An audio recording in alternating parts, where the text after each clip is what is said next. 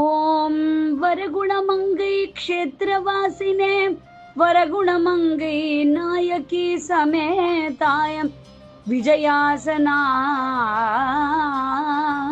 నమః. నేటి నత్తం పట్టణంలో వెలసి ఉన్నది వరగుణమంగై.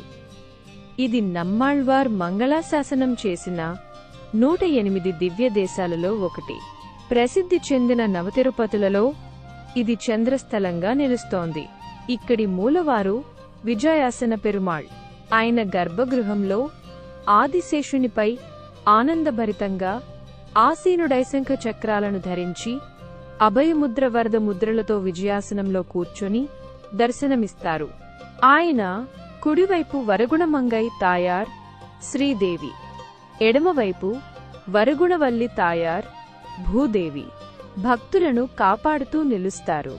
అందువల్ల ఇక్కడ ప్రత్యేక తాయార్ సన్నిధులు లేవు. ఉత్సవరుగా దర్శనమిచ్చే పెరుమాళ్ ఎం ఇడర్ కడివాన్ అని పిలువబడతారు. అంటే మన దుఃఖాలను తొలగించేవాడు అనే భావం. ఆయనను ప్రార్థించే భక్తుల కష్టాలన్నీ ఆయన తొలగిస్తారని నమ్మకం. ఈ స్థలం విజయకోటి విమానం, అగ్నితీర్థం, అగనాసతీర్థం పవిత్రమైన తామిరపరణి నదితో పుణ్యమైంది. ఈ క్షేత్రం అద్భుతమైన పురాణ కథలతో మహిమను మరింత వెలిగిస్తోంది. ఒకసారి ఉరోమస మహర్షి తన శిష్యుడు సత్యవానుతో కలిసి ఈ క్షేత్రానికి వచ్చాడు. సత్యవాన్ అఘనాస తీర్థంలో స్నానం చేస్తున్నప్పుడు ఒడ్డున ఒక మత్స్యకారుడు చేపలు పట్టి వాటిని ఎండబెడుతున్నాడు అని చూశాడు. ప్రాణులను ఇలా హింసించేవాడు తప్పక నరకానికి వెళ్తాడు అని సత్యవాన్ తన మనసులో అనుకున్నాడు. అంతలోనే ఒక పాము ఆ మత్స్యకారుణ్ణి కాటేసింది. అతను ప్రాణాలు విడిచాడు. వెంటనే ఆకాశం నుండి ఒక విమానం దిగివచ్చి అతని ఆత్మను స్వర్గానికి తీసుకెళ్ళింది. ఆశ్చర్యపోయిన సత్యవాన్ వెంటనే తన గురువుని సంప్రదించి జరిగినది వివరించాడు. ముని సత్యాన్ని వెలిబుచ్చాడు. మునుపటి జన్మలో అతను ధర్మపరుడు రాజుగానే జీవించి అనేక పుణ్యకార్యాలు చేశాడు.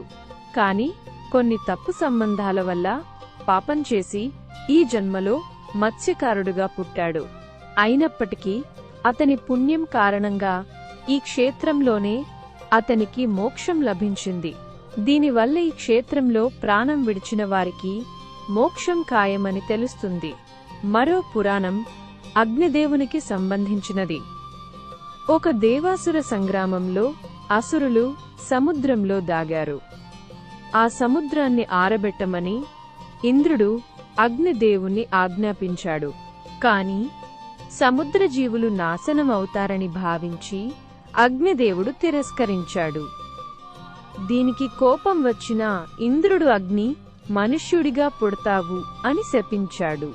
మనుష్య జన్మలో ఈ క్షేత్రంలో పుట్టిన అగ్ని ప్రతిరోజు తీర్థం నిర్మించి అందులో స్నానం చేసి విజయాసన పెరుమాళిని భక్తితో ఆరాధించాడు.